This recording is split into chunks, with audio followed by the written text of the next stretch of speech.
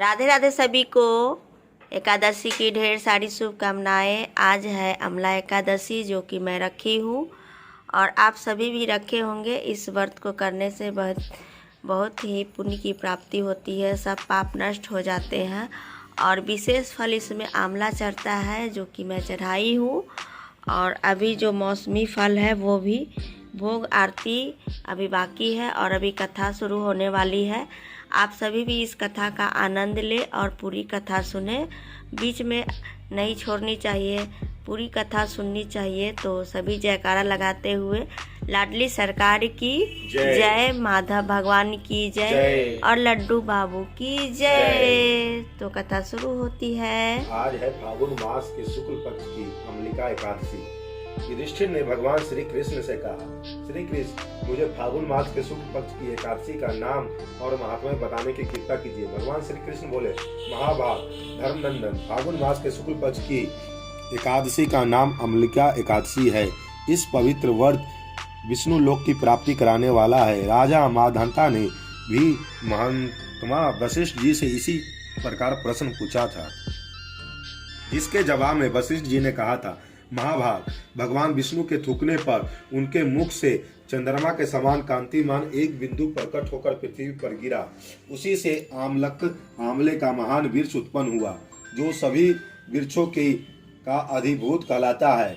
इसी समय प्रजा की सृष्टि करने के लिए भगवान ने ब्रह्मा जी को उत्पन्न किया और ब्रह्मा जी ने देवता, दानव, गंधर्व, यक्ष, राक्षस, नाग और निर्मल अंतःकरण करने वाले महर्षियों को जन्म दिया।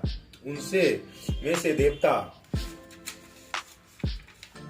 और ऋषि उस स्थान पर गए जहाँ विष्णु प्रिय आमलक का वृक्ष था। महाभाग, उसे देखकर देवता को बड़ा विस्मय हुआ, क्योंकि उस वृक्ष के बारे में वे नहीं जानते थे। उन्हें इस प्रकार विस्मित देखकर आकाशवाणी हुई, महर्षियों, यह सर्वश्रेष्ठ आमलक का वृक्ष है जो विष्णु को प्रिय है। इसके स्मरण मात्र से गोदान का फल मिलता है। स्पर्श करने से इसे दुगना और फल भक्षण करने से द्विगुना पुण्य प्राप्त होता है। यह सब पापों को हरने वाला वैष्णव वृक्ष है। इसके मूल में विष्णु, इसके ऊपर में ब्रह्मा, स्कंद में परमेश्वर भगवान रुद्र, शाखाओं में मुनि, टहनियों में देवता, पत्तों में वसु, फूलों में मधुरु गण और फलों में समस्त प्रजापति वास करते हैं। आमलक सर्वदेवमय है, अतः विष्णु भक्त पुरुषों के लिए यह परम पूज्य है। इसलिए सदा प्रयत्न पूर्वक आमलक का सेवन करना चाहिए। ऋषि बोले, आप कौन है, देवता या कोई और? हमें ठीक ठीक बताइए। पुनः आकाशवाणी हुई, जो संपूर्ण भूतों के कर्ता और समस्त भुवनों के स्पष्टा है, जिन्हें विद्वान पुरुष भी कठिनता से देख पाते हैं, मैं वही सनातन विष्णु हूँ, देव विधि देव। भगवान विष्णु का यह कथन सुनकर वे ऋषिगण भगवान की स्तुति करने लगे। इससे भगवान हरि संतुष्ट हुए और बोले, महर्षियों, तुम्हें कौन सा अभिष्ट वरदान दूं? ऋषि बोले, भगवान, यदि आप संतुष्ट हैं तो हम लोगों को हित करने के लिए कोई ऐसा व्रत बतलाइए जो स्वर्ग और मोक्ष रूपी फल प्राप्त करने वाली हो। श्री विष्णु जी बोले, महर्षियों, फागुन मास के शुक्ल पक्ष में यदि पुष्य नक्षत्र में युक्त एकादशी हो तो वह महान पुण्य देने वाली और बड़े बड़े पातकों का नाश करने वाली होती है। इस दिन आंवले के वृक्ष के पास जाकर वहां रात्रि में जागरण करना चाहिए। इससे मनुष्य सब पापों से छूट जाता है और सहस्त्र गौदान का फल प्राप्त करता है। विप्रगण, यह व्रत सभी व्रतों में उत्तम है जिसे मैंने तुम लोगों को बताया है। ऋषि बोले, भगवान, इस व्रत की विधि बताइए। इसके देवता और मंत्र क्या है, पूजन कैसे करें, उस समय स्नान और दान कैसे किया जाता है? भगवान विष्णु ने कहा, द्विजवरों, इस एकादशी को व्रती प्रातः काल दंतवधान करके यह संकल्प करे कि हे पुंडरीकाक्ष, हे अच्युते, मैं एकादशी को निराहार रहकर दूसरे दिन भोजन करूंगा। आप मुझे शरण में रखे। ऐसे नियम लेने के बाद पतित, चोर, पाखंडी, दुराचारी, गुरु पत्नीगामी तथा मर्यादा भंग करने वाले मनुष्यों को वार्तालाप न करे।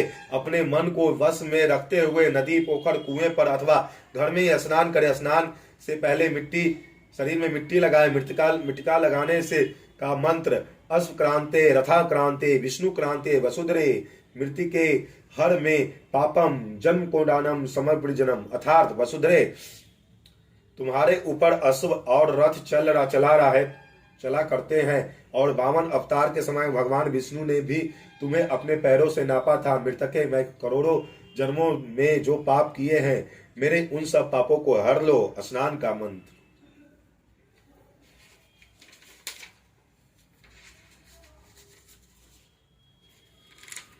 स्नान का त्वम मात्रा सर्वभूतानां जीवम जीवम ततुम रचकम स्वजाभिक्षानम रसानम पतेय नमम अष्टानंतर सर्वयतिम हस्पर्धम वेसा निधिषु देव खालितेषु इदम स्नानम तू में भवेत। अर्थात जल की अधिष्ठात्री देवी माता, तुम संपूर्ण भूतों के लिए जीवन हो, वही जीवन जो स्वदेजत और उद्भिजत जाति के जीवों का भी रक्षक है। तुम रसो तत्व की स्वामिनी हो, तुम्हें नमस्कार है। आज मैं संपूर्ण तीर्थों, कुंडों, झरनों, नदियों और देव संबंधी सरोवरों में स्नान कर चुका।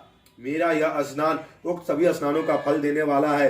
विद्वान पुरुषों को चाहिए कि वह परशुराम जी को की सोने की प्रतिमा बनाए। प्रतिमा अपनी शक्ति धन के अनुसार या एक आधे मस्के सुवर्ण की होनी चाहिए। स्नान के पश्चात घर आकर पूजन और हवन करे। इसके बाद सब प्रकार की सामग्री लेकर आमरे के वृक्ष के पास जाए। वहां वृक्ष के चारों ओर जमीन की झाड़ बुहार लीपर पोतर शुद्ध करे। शुद्ध हुई भूमि को मंत्र पाठ पूर्वक जल में भरे हुए नवीन कलश का स्थापना करे। कलश में पंचरत्न और दिव्य गंध आदि छोड़े। श्वेत चंदन से उनका लेपन करे। उनके कंठ में फूल की माला पहनाए। सब प्रकार के सुगंध पुष्प चढ़ावे। जलते हुए दीपों की श्रेणी सजाकर रखे। तत्पश्चात यह सब ओर से सुंदर और मनोहर दिन उपस्थित करे। पूजा के लिए नवीन छाता, जूता और वस्त्र भी मांग कर रखे। कलश के ऊपर एक पात्र रखकर उसमें श्रेष्ठ लाजो खिलों से भर दे। फिर उसके ऊपर परशुराम जी की मूर्ति सुवर्ण के स्थापित करे। विश्वकोमाय नमः ओम कहकर उनके चरणों की विश्व पूरा रूपिणी नमः, दोनों घुटनों की उग्राय नमः, उनके जांघों की नमोदराय नमः, कटिभाग की पद्मनमाय नमः, उदर की श्री वत्सले नमः, में वक्ष स्थल की चक्रिने नमः, में बाई भाग की दाहिने नमः, में दाहिने भाग की वैकुंठ नमः, से कंठ की यज्ञ मुखाय नमः, से मुख की बीसोक निधेय नमः, से नासिका की वासुदेवाय नमः, से नेत्रों की वामनाय नमः, से ललाट की सर्वमतमय नमः, में संपूर्ण अंगों तथा मस्तक की पूजा करे। ये सब यही पूजा के मंत्र है। तदंतर भक्ति युक्त चित्त से शुद्ध फल के द्वारा देवाधिदेव परशुराम जी का अर्घ प्रदान करे। अर्घ का मंत्र इस प्रकार है। नमस्ते देवेश्वर जगन्मन नमस्तुते गिरिन धारमिवम दत्तमाकल्यम युत हरे। अर्थात देवेश्वर जगदीनंदन श्री विष्णु स्वरूप परशुराम जी आपको नमस्कार है। नमस्कार है। आंवले के फल के साथ दिया हुआ मेरा यह अर्घ ग्रहण कीजिए। तदनंतर भक्ति युक्त चित्त में जागरण करें। नित्य संगीत वाद धार्मिक व्याख्यान तथा श्री विष्णु संबंधी कथा वार्ता आदि के द्वारा वह रात्रि व्यतीत करे। इसके बाद भगवान विष्णु का नाम लेकर आंवलक वृक्ष की परिक्रमा 108 बार या 28 बार करे। फिर सवेरा होने पर श्री हरि की आरती करे। ब्राह्मण की पूजा करके वहां भी सब सामग्री से उसे निवेदित कर दे। परशुराम जी का कलश जो 2 वस्त्र, जूता आदि सभी वस्तु दान कर दे। और यह भावना करे कि परशुराम के स्वरूप में भगवान विष्णु मुझ पर प्रसन्न हो। तब पश्चात आंवलक का वृक्ष करके उसकी प्रदक्षिणा करे। स्नान करने के बाद विधि पूर्वक ब्राह्मणों को भोजन कराए। तदनंतर कुटुंबियों के साथ बैठकर स्वयं भी भोजन करे। संपूर्ण तीर्थों को सेवन में जो पुण्य प्राप्त होता है वो तथा सब प्रकार के दान देने से जो फल मिलता है वह सब उपयुक्त विधि के पालन से सुलभ होता है। समस्त यज्ञों की अपेक्षा से अधिक फल मिलता है, इसमें तनिक भी संदेह नहीं है। यह व्रत सब व्रतों में उत्तम है, जिसका मैंने तुम्हें पूरा वर्णन किया है। वशिष्ठ जी कहते हैं, महाराज इतना कहकर देवेश्वर भगवान विष्णु वहीं अंतर्ध्यान हो गए। तब पश्चात उन समस्त महर्षियों ने उक्त व्रत का पूर्ण रूप से पालन किया। निश्रेष्ठ, इस प्रकार तुम्हें भी इस व्रत का अनुष्ठान करना चाहिए। भगवान श्री कृष्ण कहते हैं, युधिष्ठिर यह दुर्धंध व्रत मनुष्यों को सब पापों से मुक्त करने वाला है। भगवान विष्णु की शक्ति से हमारे सभी संकट को काटती है।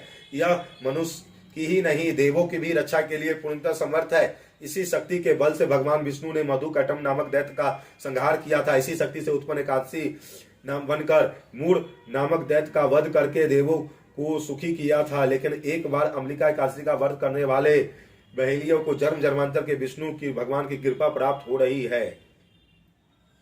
जोर से बोलो श्री कृष्ण भगवान की जय। इसी प्रकार सभी एकादशी का व्रत रखे। सभी एकादशी फलदायी है। और जोर से बोलो राधे राधे राधे राधे।